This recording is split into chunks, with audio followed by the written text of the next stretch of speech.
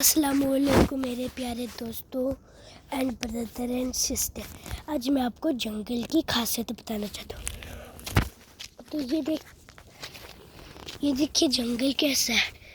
वो देखिए वो पूरे पेड़, ये देखिए पेड़, ये देखो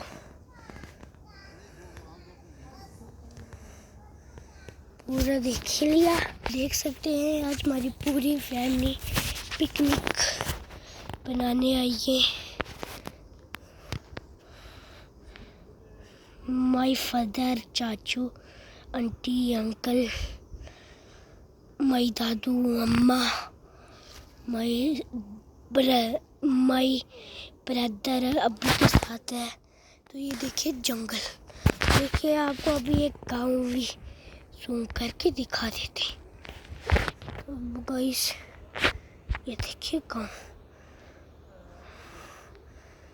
देखिए कितना गांव, तो देख सकते हैं बादल भी कितने अच्छे से दिखते हैं। वो देखिए वो इसकी तो ओके।